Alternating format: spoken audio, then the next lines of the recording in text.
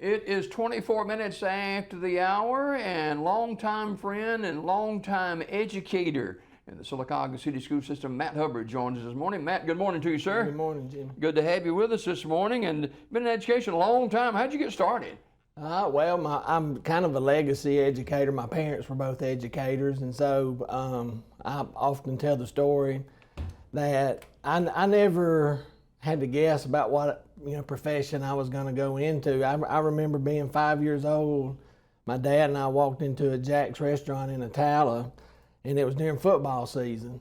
And a group of the coffee club, local coffee club, the older gentlemen, they were sitting in there, and they kind of cornered my dad up at talking football. And I remember we were leaving, and one of the older gentlemen asked me, said, "Hey, little Hubbard, said, what are you going to do when you grow up?" I said, "I'm going to be a teacher and a coach just like my dad." So, and the good Lord provided.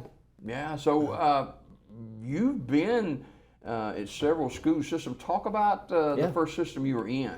Well, the first school system I was in was Madison County, and I taught science and coached girls basketball at Buckhorn High School, and we actually had a great deal of success up there. My first year as the Lady Bucks basketball coach at Buckhorn, we made it to the state championship game. We lost to the defending state champion at Cherokee County, but we came back the next year. We graduated 80% of our scoring and rebounding and most of our offensive production. We came back with a freshman point guard and some sophomores and won the state championship the following season. So very proud of the accomplishments those young ladies. When did you come to Sylacauga? 97. Okay. Yeah. And begin to work in the school system here? Absolutely, straight to it. That's why I came. There was a science position and a coaching position that became available, and I'd been the head varsity boys basketball coach at Shades Valley High School in Jefferson County when I left Buckhorn at Madison County. And so they had some turmoil going on for high school athletic buffs. They're probably familiar with the situation between our head football coach and head basketball coach with Coach Robert Higginbotham and Owen Butts, two Hall of Famers. They were legends. They were, and so I had the privilege of working with both of them, but there was some turmoil going on and some transition. So I was like, it's probably best to get out of that. And then this position became available, and when I got to Sylacauga, it reminded me of my hometown in Attala, and it reminded me of my experience at Etowah High School and coming through there. So I was like, I'm home, and it's been home for the past 27 years, and it was just a seamless transition, a great fit. I was well received by the community, and it was just a reciprocating relationship there. How long did you coach basketball here? Well, I started coaching the freshman boys when I first got here, did that. Then I did the Lady Aggies for a few years, and then the boys for a few years. And then after that, that's when I moved into administration. So I was in the classroom for a total of 12 years from beginning to when I came out of the classroom here in Sylacauga. And then the last 20 years in administration, assistant principal. Matt, what are some of the changes that you've seen in public education in all these years? Well, I go back to the days when we still printed, I made our copies and they'd be soaking wet from the ink coming off the machine, and it was, I remember those days. I remember having banks of computers up at Buckhorn where we would have our manual grade book, and we would have to all meet at the same time to put our grades in. And so, the technology, of course, has changed, and it streamlined a lot of our efforts in public education. And just, when you look at what is being offered, I tell people, today, if you look at public education post-pandemic, the pandemic has been the greatest change over my career. And you look at public education post-pandemic, and there's a great effort, if you will.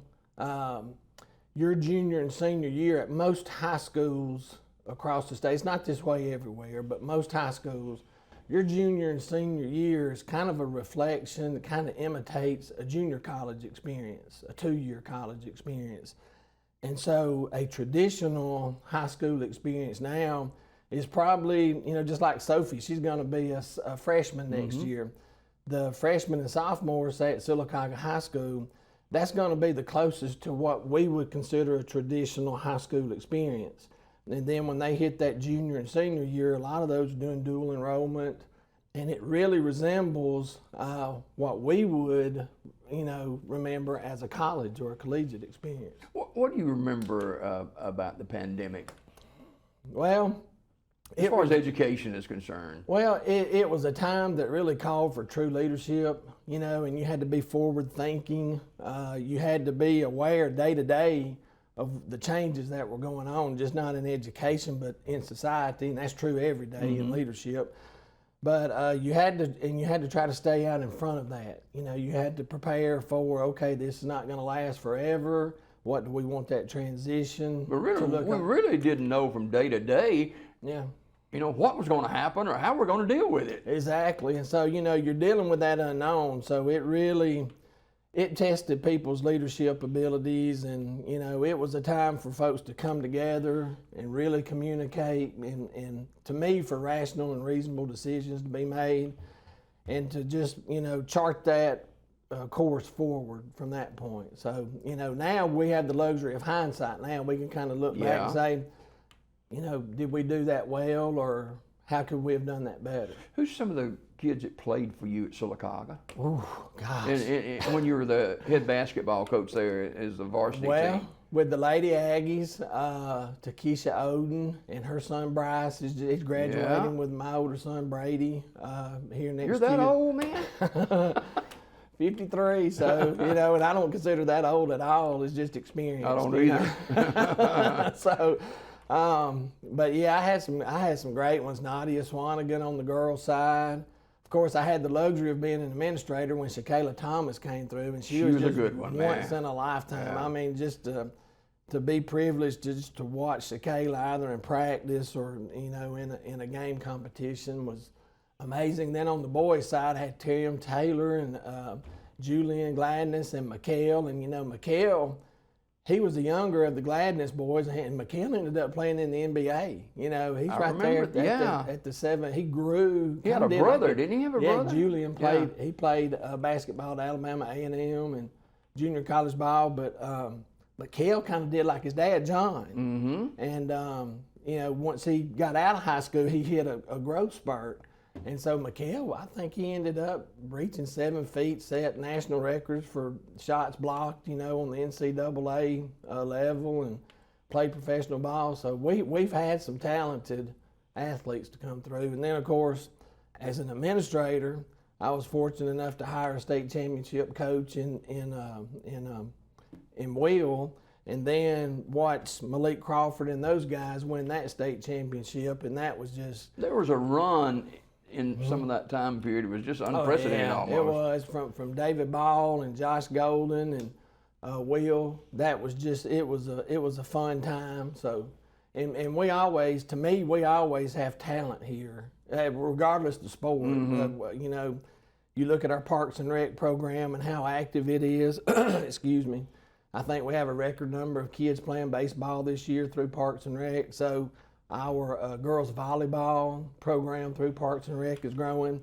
And all of that, if you look at it from the 30,000-foot view, that Park and Rec program is just a feeder program to your middle schools and to your high school programs. So. You went into the administrative side of education. Why?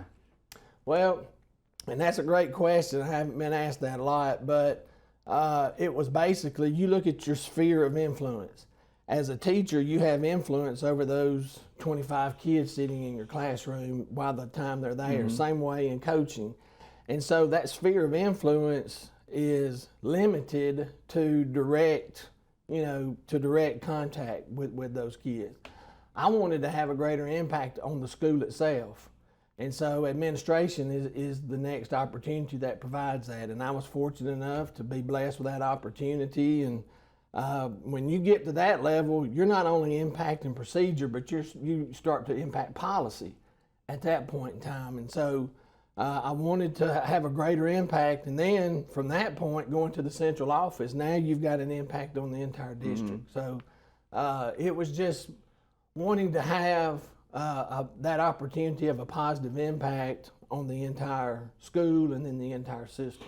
A lot of people, including me, thought at one point that you would be named and hired the superintendent of the Sylacauga City Board of Education. You thought so too. Well, yeah, I mean, that was that would have been nice, you know. But look, the number one thing in my life, and this is what I've preached to our students and to faculty and staff. My priorities in life are my faith, my family, and then my fellowships, like you and I are doing right now. And so you just have to take that on faith. When Your faith's important to you, isn't it? Very much so, yes, sir. And when you can't.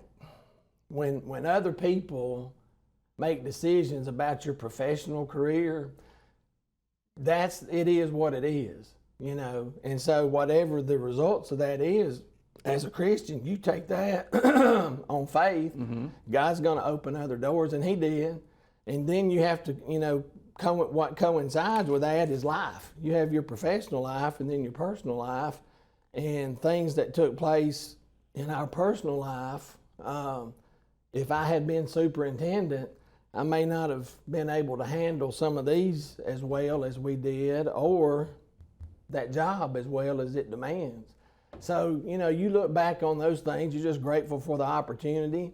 It didn't go the way that I, or as you say, some others in the community may have liked, but it is what it is. You know, you chalk it up, and that's where the lessons from athletics and my parents, and you don't win everything. You don't win every contest, you know, and so you've got to learn. You don't stop playing because you lose a game.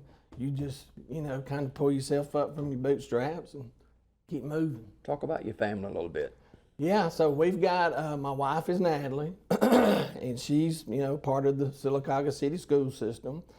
And our oldest son, Brady, he's graduating on Tuesday, and then he's headed to the university. How proud were you of that? I'm just, I'll get emotional just stopping and thinking about it. And then our youngest son, Hayden, is a freshman, and he'll be moving into his sophomore year next year at Sylacauga High School. Yeah. So we're very proud of them. They both do well academically, and they've been fortunate enough to perform well on the athletic field. They just capped off a great soccer season with the boys, and Brady, you know, he was instrumental in that. So we're fortunate, we're blessed, and just so very proud of them. You're retiring at 53 years old. Yeah, not bad, man. Not bad. Yeah, I started when I was a baby. That's what I tell them. I was 21 when I started in public education, and it's been a wonderful ride. I mean, the job is what it is, but the biggest part that you take away from it are the relationships, the friendships. You know, I've known you for 27 years now, and the relationships you have with your students and their parents, and then your colleagues and everything.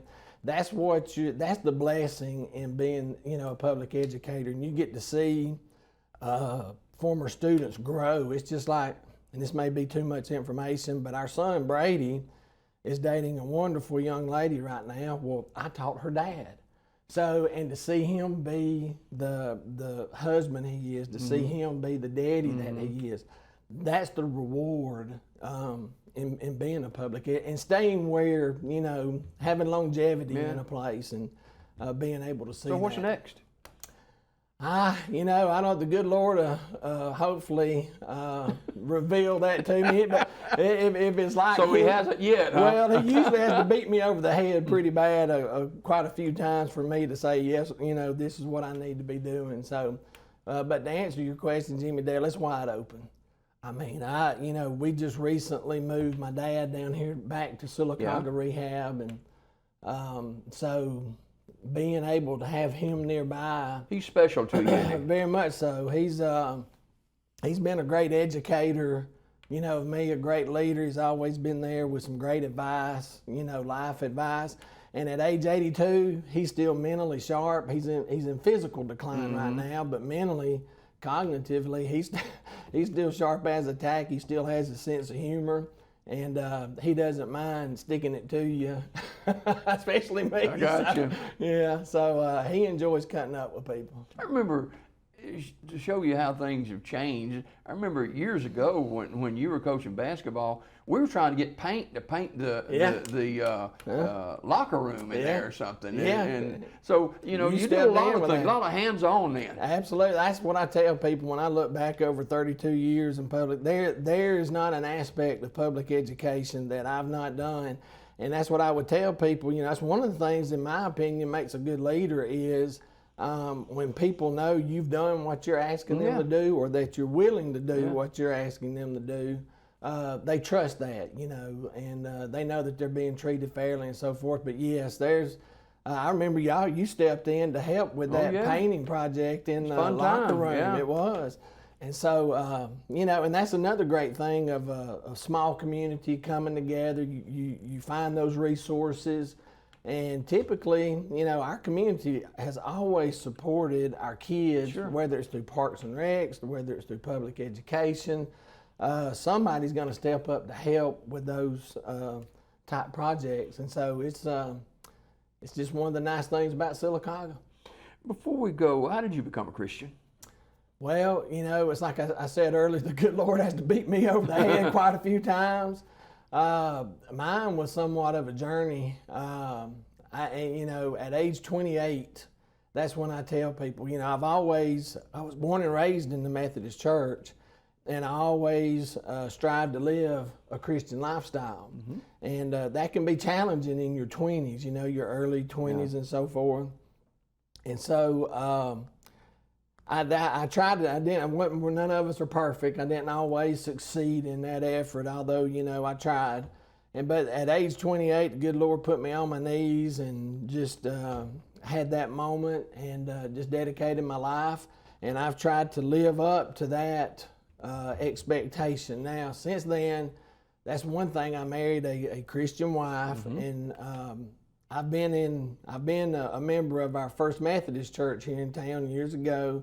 Now we're members of First Baptist, and at both churches, she and I were both engaged in teaching our Sunday school classes and rotating with people. I've served on committees and leadership committees. Church is kind of a rock throw from each other, right? Absolutely, Physically, yeah. And actually, it was Brady, our oldest son, that got us to where we transitioned from the Methodist Church. This was years ago. This was before, I reckon, what some might call turmoil that was going on in the Methodist Church. Excuse me. And so we actually followed him over to the Baptist Church. So I always give him credit for that. And it was Rick Patrick's son, Evan, who was the youth preacher at the time, who really got Brady coming over there. And then Brady was like, just come and try it one time. So we went and listened to Brother Rick preach one Sunday morning. And when we got back in the car, I told Natalie, I said, I can listen. That's what I can, he fed us that morning, and as a Christian, you want to be fed spiritually, and that's what Brother Rick does. Speak to parents and grandparents this morning. A lot of grandparents raising grandchildren today, and speak to those parents and grandparents about the importance of staying the course with your child or grandchild. Absolutely, yes. And that's something, having been in public education for 32 years and now being a parent of a child graduating, you've got that luxury of hindsight, and you can look back at, okay, this is where, tough love had to be applied, or this is where compassion had to be applied. And, I always relate that back to our faith, and there's a fine line between Christian compassion and Christian accountability. And so I would encourage all of our grandparents and parents, always seek your faith first, when it's dealing with your children and your grandchildren, and seek, that godly knowledge and advice first, and then pray about how you want to apply that with your children.